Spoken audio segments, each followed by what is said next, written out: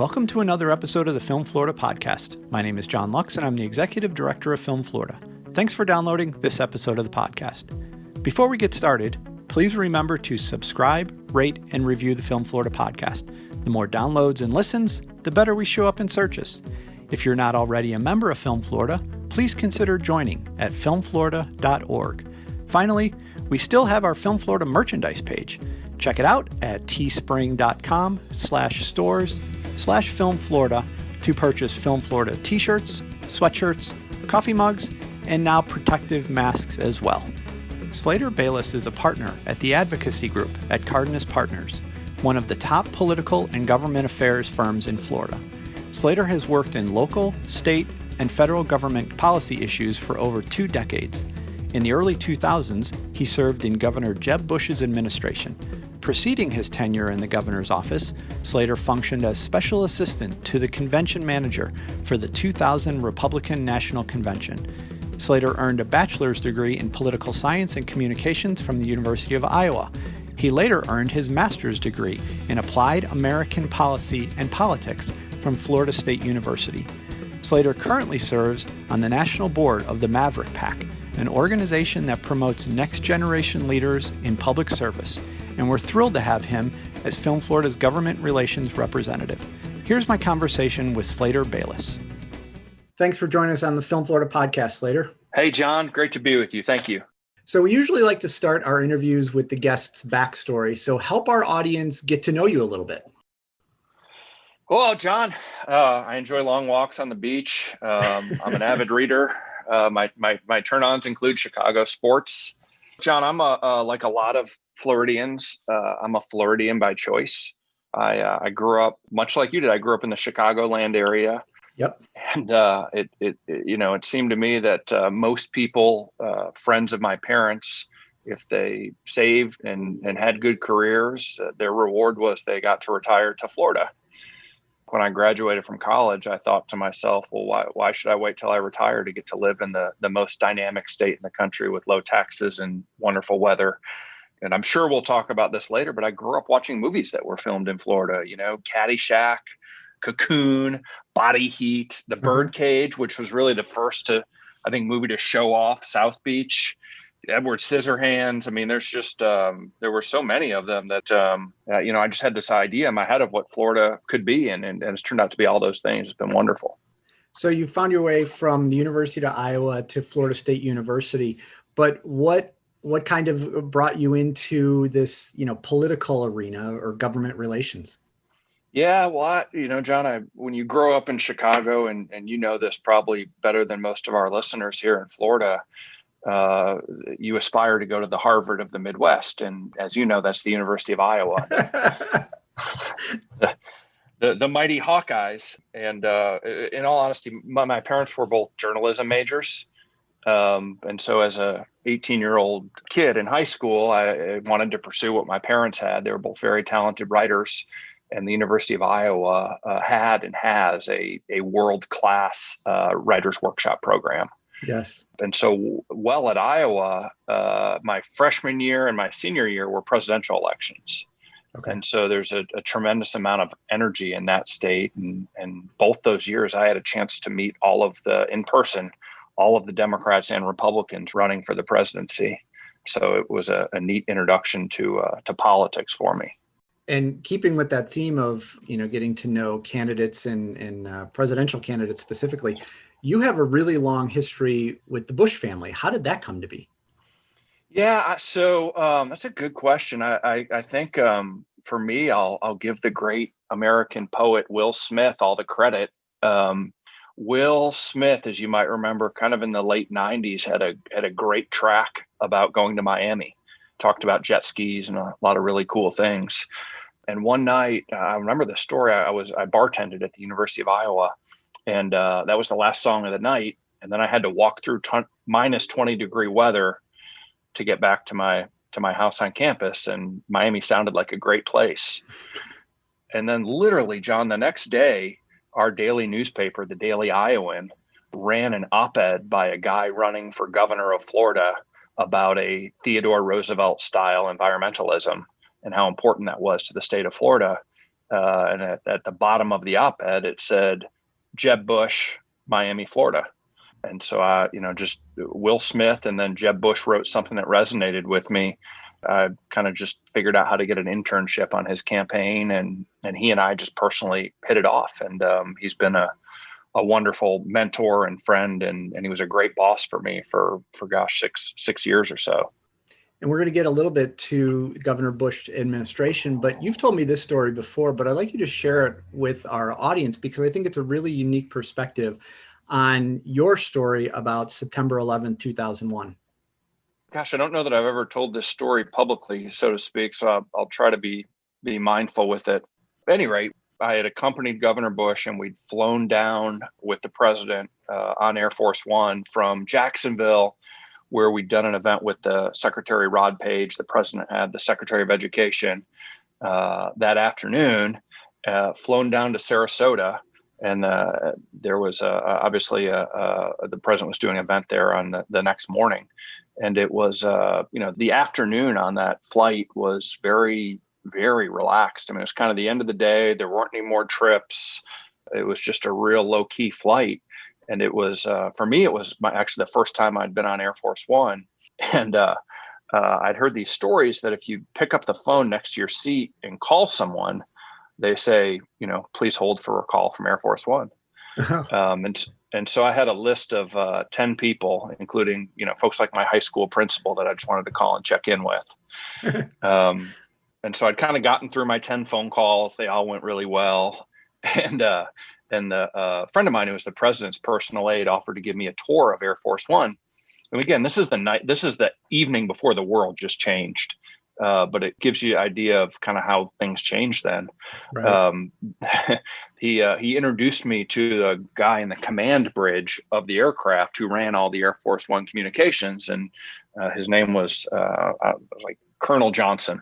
And he said, Colonel Johnson, I'd like you to meet Governor Bush's aide, Slater Bayliss. And Colonel Johnson said, yes, we're well aware of Mr. Bayliss's presence on the aircraft. So I wasn't as under the radar. They say when you're in the end zone, act like you've been there. And I learned a valuable lesson that day. But look, the next morning, the world changed forever. Governor Bush was evacuated from the state capitol, given that he was deemed to be, top 5 next threat, as there were still airplanes in the air. And we've all seen lots of things that happened throughout the course of that day, that in terms of the way that people process information and reacted, and they're told in some really powerful ways, and some great documentaries that have come out since then. But there's a lot that happened behind the scenes that I think I'm still under the statute of limitations to keep confidential. I may have shared with you over a beer or two. Yeah, I've always found it just, it kind of hits home. I mean, it seems we all went through it, but in a sense, it almost seemed like it was a million miles away for some people, because we were just following on TV, just like we watch everything else. But when you share some of those stories, it really kind of hits home of how personal it was for so many people that day. So I appreciate you touching on some of those things. And you had mentioned working with Governor Bush, you spent a decent amount of time in his administration. What some people don't know is that Governor Bush was a huge supporter of our industry. Talk about your time in his administration and his support for our industry here in Florida. Yeah, well, look, I mean, one of the things that Governor Bush was very disciplined about while he was governor of Florida is being the governor of Florida. He rarely spoke to media that was not Florida-specific media. The only things he would do nationally, really, and he was in a unique place. His brother was the president, et cetera. So he just wanted to be very mindful of what his job was and what his brother's was. But he loved to tell the Florida story. It was one of Governor Bush's favorite things to do, to tell the Florida story. And for him, that was really 3 things. It was diversifying our economy. It was while you try to diversify the economy, making sure the pillars of the traditional Florida economy, which really revolve around tourism, are still in place, and trying to get people to move here to build our economy. And look, he did a lot in the education space, but Governor Bush understood the power of film, both on the local economies and the state economy, because of the amazing amount of money that is spent on high-end productions. But at the same time, he understood that every movie that shows Florida palm trees brings visitors here. And I mean, it's amazing. And look, and Governor Bush got that. And look, one of the things that that Governor Bush did that I would encourage every Florida politician to do is he insisted that every single person on the film crews for any of his campaign commercials were Florida crew. And that made a big deal to those guys, that he ensured that those were Floridians. And look, at that time, Governor Bush had a policy: any Florida lottery commercials, any Visit Florida commercials, anything the state was doing were to be Florida crew. So Slater, you started representing Film Florida in 2015. For those that may not understand, explain the purpose of a lobbyist. Specifically in our situation, why is it important to have your firm representing Film Florida in Tallahassee? Yeah, well, look, John, first of all, let me say it's an absolute privilege to get to work with Film Florida. The things that you and your board and your team do here, I think, mean a lot to the state of Florida. And thanks for all you do. It's a privilege to get to work with y'all.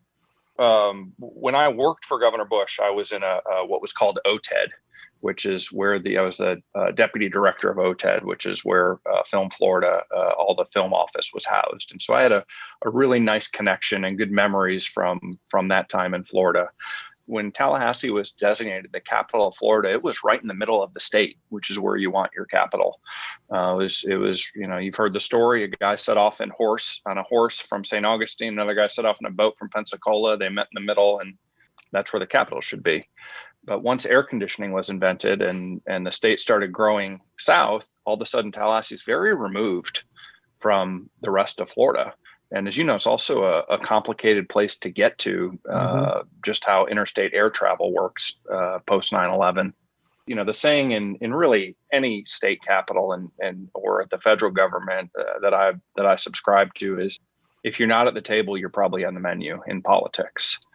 And so largely what our firm does, and I'm privileged to get to work with my business partner, Sarah Susky, on all things Film Florida, but we're here 7 days a week, 365 days a year. So we give Film Florida a presence in Tallahassee. And I think we're able to explain to people not only the important things that they see in terms of digital media and television shows and movies, et cetera, that's happening in our world, but also to talk to people about what an important part of the economy the industry plays overall.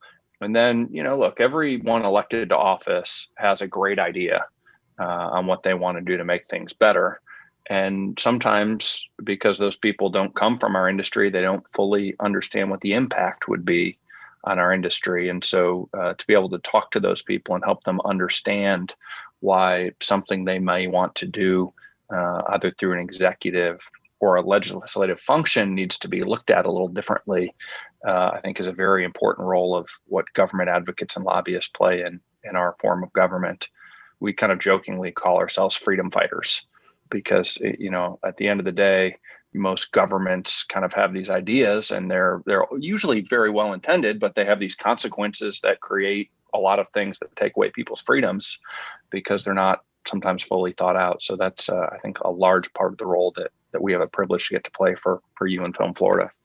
And it's amazing whether it's, you guys up there or whether it's us down here, it ends up being a lot of the same thing, which is continuing education, just making sure they understand. The more they understand, the more beneficial it can be for all of us. So that's right. Well, and John, the other important thing I think, and you know this, and some of your listeners may not know this, in Florida, we've got 8-year term limits. And so, largely by the time we've helped a policymaker, but choose a Mel Ponder or Holly Rashine, or, the list goes on and on of people who are great champions of our industry. As soon as we get them ready to go and advocate for our good agenda, they're terming out of the legislature and we start again with a new class. Right. So, speaking of some election stuff, there's obviously been enough attention to the presidential election, so we'll steer clear of that one. So let's focus on the Florida Senate and House a little bit. What are your kind of high-level takeaways? Back in 2008, I co-authored a book with a professor at Florida State about it was the first Obama election. And essentially what we found in the book was that in Florida, a president's coattails are very, very minimal. So President Obama won in 2008. However, nothing really changed below there.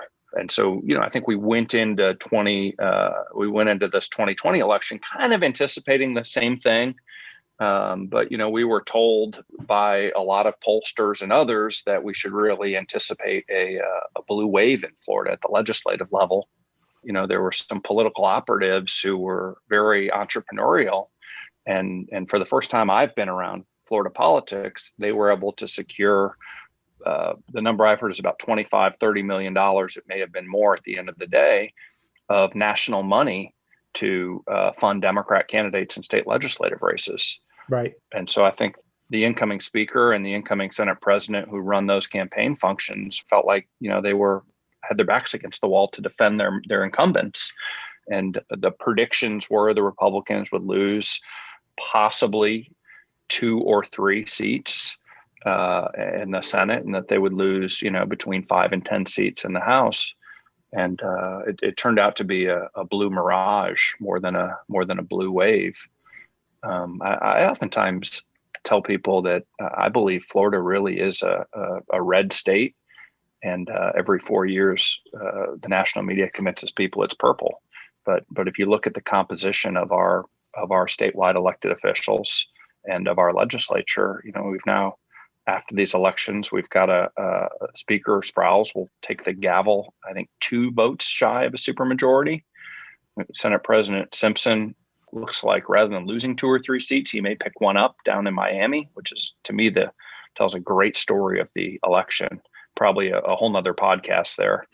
But look, I think you've got between the governor and the speaker and the Senate president, you've got 3 politicians who put a lot of their political capital on the line, and I think you'll see them come back and govern with that wind in their sails for sure. And were there 1 or 2 races that really kind of surprised you, either way, red or blue? Yeah, one of the races that was just super important to me personally was Vance and Lupus's race down in Miami.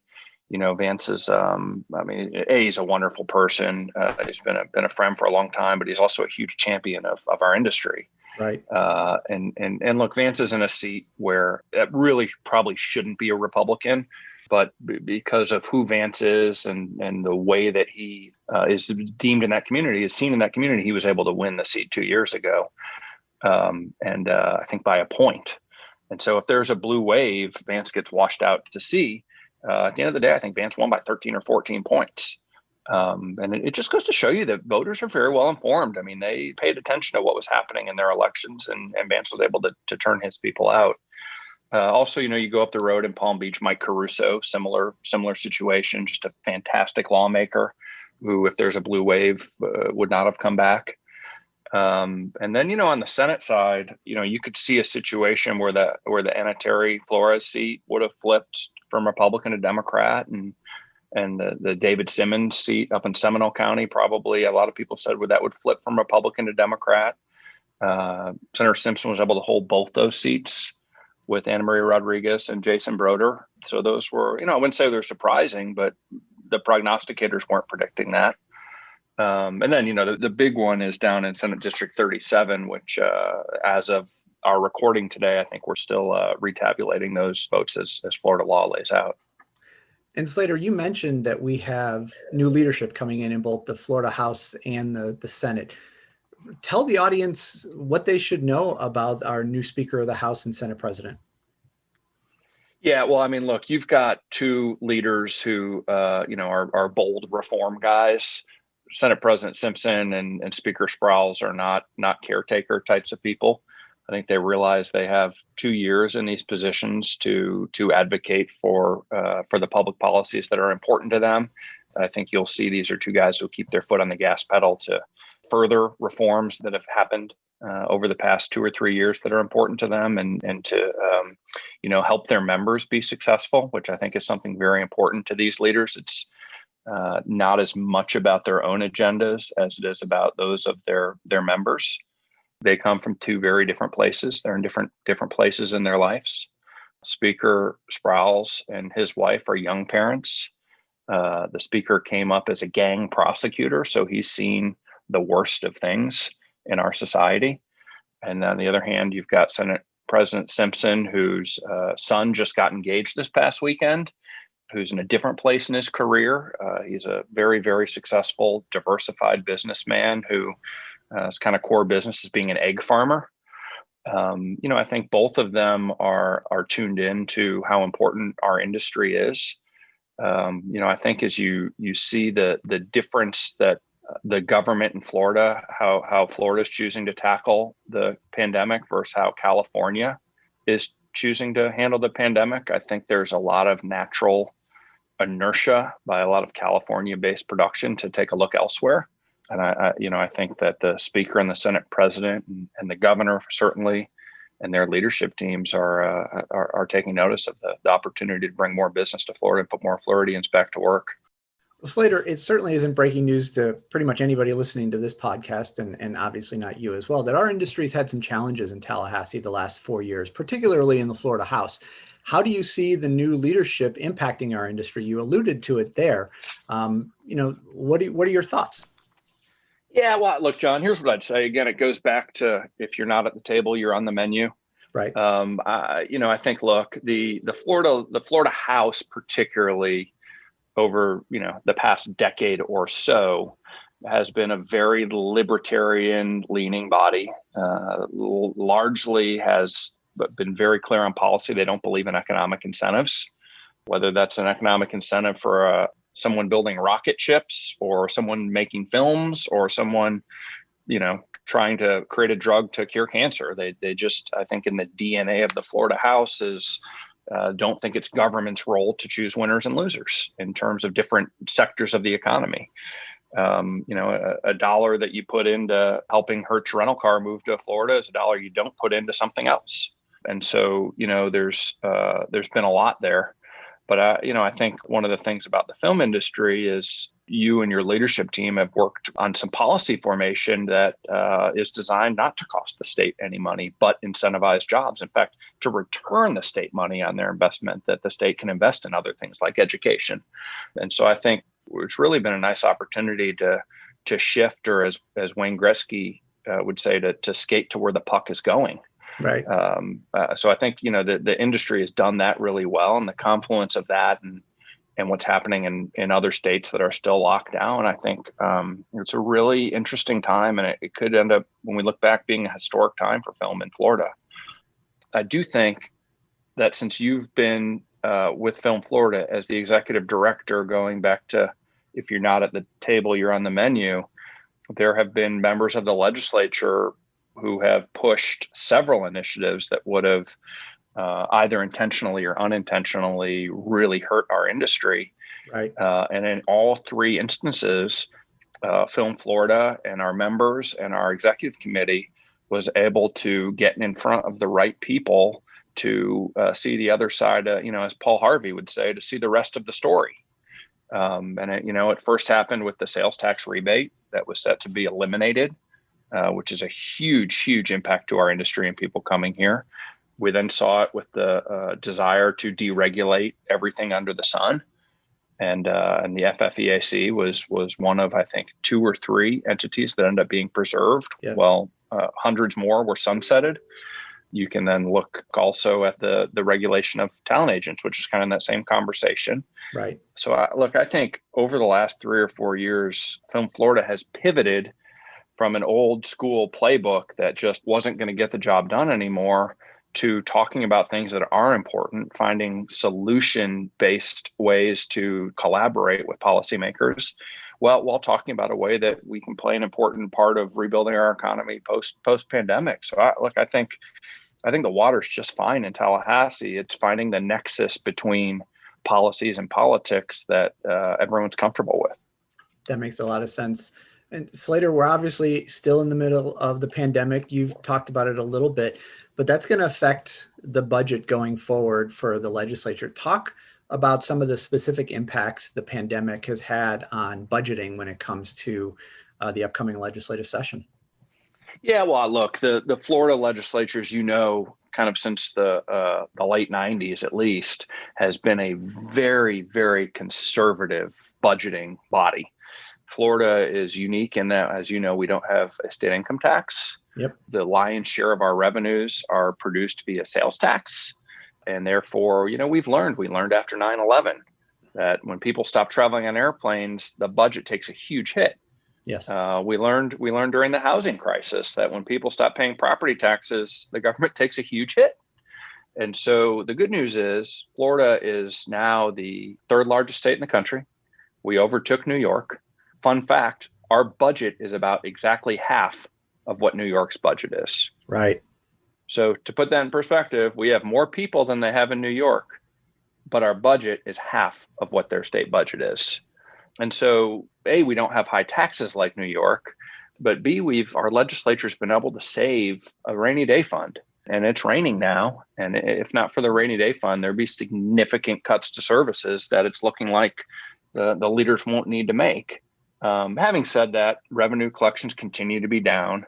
And there are going to be cuts made that are going to be necessary to do what the Constitution requires the legislature to do in terms of balancing the budget.